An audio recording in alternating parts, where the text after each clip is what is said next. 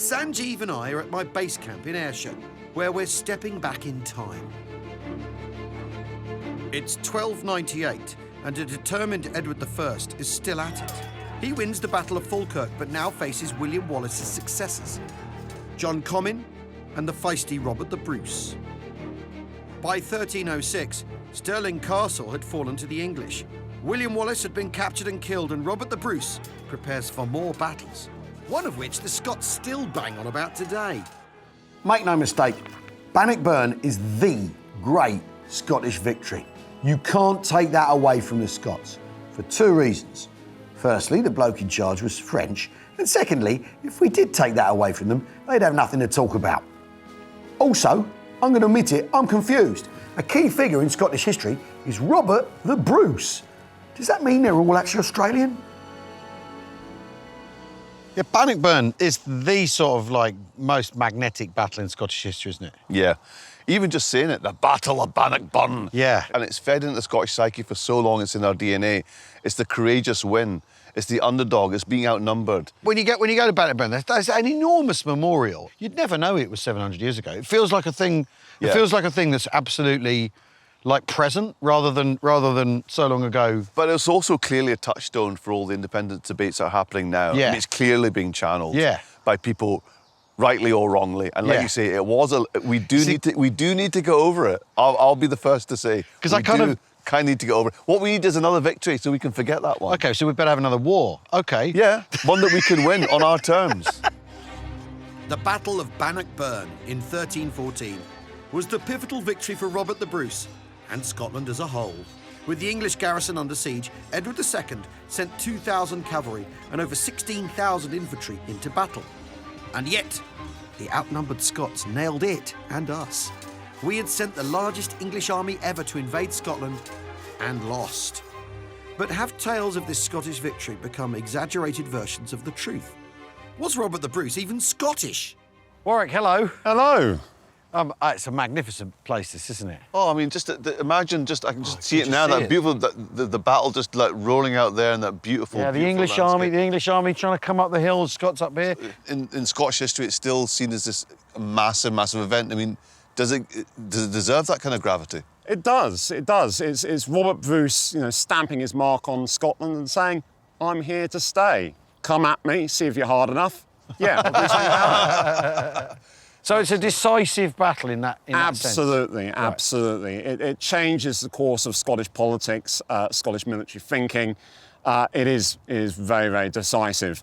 Afterwards, the English army, after Bannockburn, they're on a completely and utterly defensive footing. They're not going to come north into Scotland in such big numbers again. So Bannockburn is really the decisive battle of the Scots War for Independence. And they meet on the first day, and the English are trying to get to Stirling Castle, which is up there.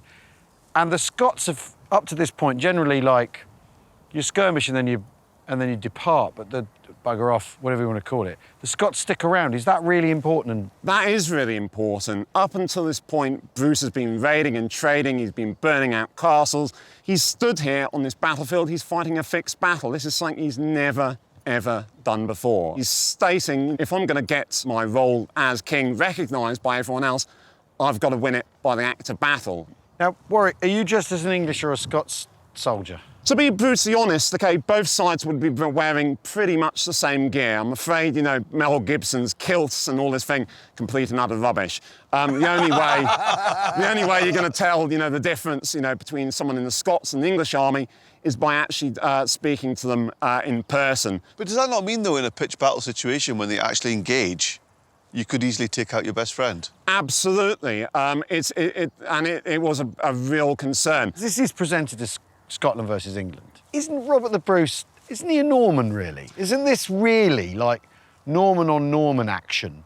It certainly is. Rather than England versus Scotland, that you've got, it's basically French people squabbling over which bit of the British Isles they're in charge of. It really is. The Bruce family originally comes from 10 miles outside of Cairns, so he's certainly Norman. Bruce himself, there is a growing body of evidence to suggest that he's not born down on the borders of Scotland at all, but he's actually born down in Whistle in Essex, so he's an Essex boy. Essex boy? An Essex boy? Essex boy? No. No, not buying that. Not buying that. No. This is basically the only way is Essex. Exactly, you've got it. You've got To it. the death in 1314. Tower, the only way is Bannockburn. The Scottish foot soldiers were outnumbered 3-1 and up against the thunderous might of the far superior English cavalry.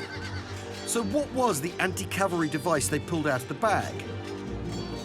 Time for Sanjeev and myself to join the Scottish Army and find out. Warwick, look, I'm in literally a full metal jacket here, right? And I've got a stick. Is this cutting-edge warfare for the time? Cutting edge for the 14th century. Certainly, the Scots are the first people to use this kind of tactic, the Shiltram formation. Shiltram in Old Scots basically means a thicket, a really thick, thorny, spiky hedge.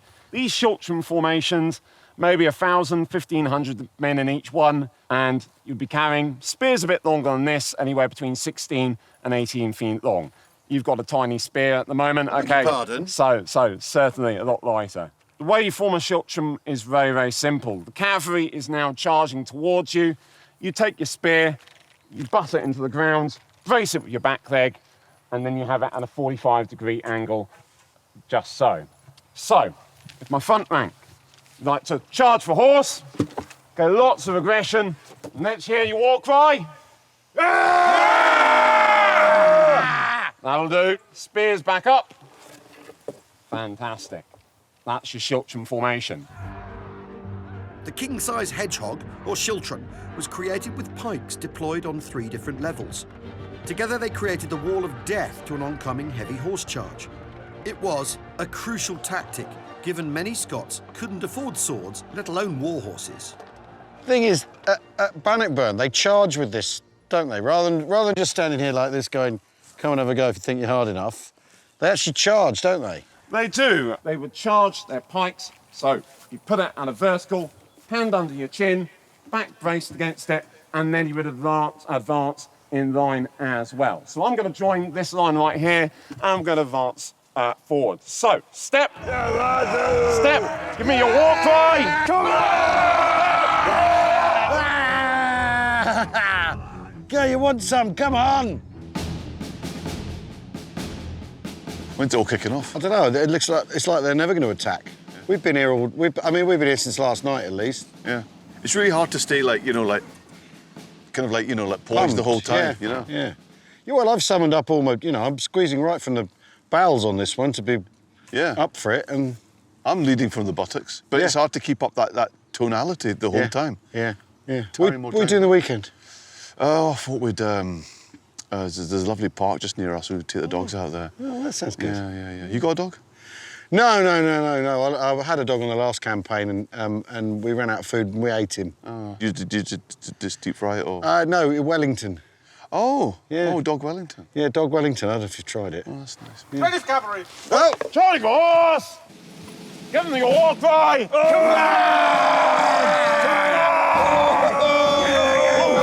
on! Step. Step.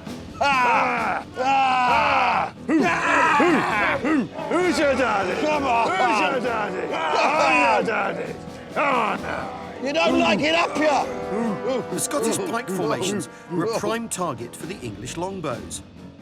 Master archers could weaken the defence by penetrating the pikemen's heavy armour. Their arrowheads were recognised as the cruise missiles of the day. That is a bodkin head right there. You'll notice it's needle pointed, so it will pierce through mail. Pierce through plate armour. May I? So what? So. Oh yeah. Yeah. Now underneath that, you would also have about a gambeson, so 19 layers of linen, and a layer of fat, obviously. And a layer of fat as well. Absolutely, depending on how you're built, but certainly punch straight through that. And that would be going. What kind of speed would that be? Getting once it goes off the bow, it's travelling about 50 metres per second. So it'll be a proper. It would. Like that. Yeah. So you've knocked it. Drop. Loose. Wow!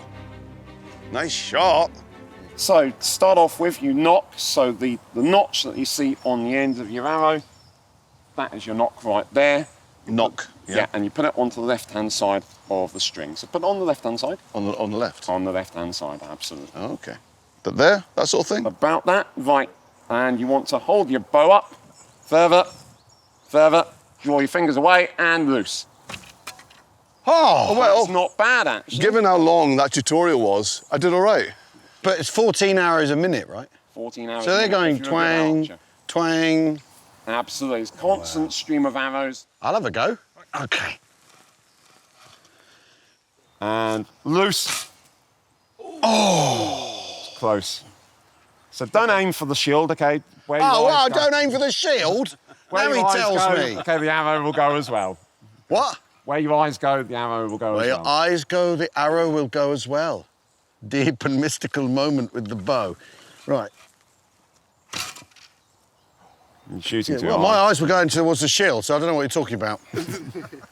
Well, look at this. Oh, well done.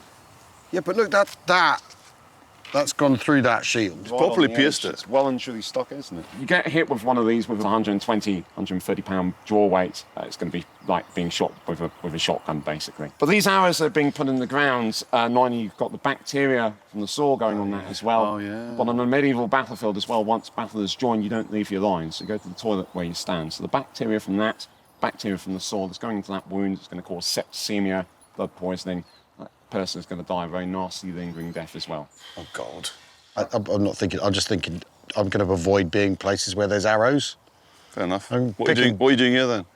Well, I'm finding out that what a terrible thing they are. So this is basically your road to Damascus? Yeah. Stay away from archery ranges. Absolutely. Embrace cowardice in all its forms. Soft play, that's the future. So, pretty impressive weapons all round. But we're not finished with this battle yet. There's plenty more to come, if I can get the kit off. Oh, for God's sake, I'm 53. Will you be fine then? You're kids, you two. You've no understanding. Go on then, do it, boys. Come on then. Do you want me to, like, I'll hold him at the back here if that helps. Right, This now is what? going very, I'm enjoying it. very homoerotic very quickly. Once it reaches a certain point, the weight should just... You look like There you go. You were like a fish that had just been landed there. You did very well. Do you feel like you want to float now? I feel I've got that floaty thing. You know when you take a Yeah, yeah, backpack off and you're like, oh,